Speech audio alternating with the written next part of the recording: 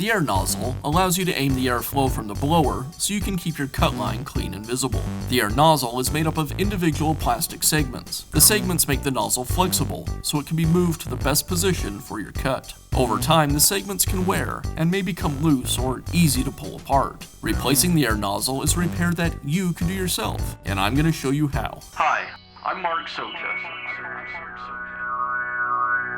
Do-it-yourself repairs like these are easier than you might think.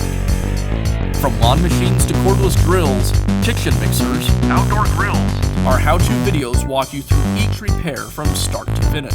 So doing it yourself means never having to do it alone. Let's get started. I'll begin by removing the old air nozzle from the housing.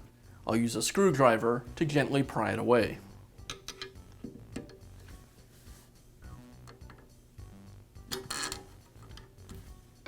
And now I'll snap the new air nozzle into place.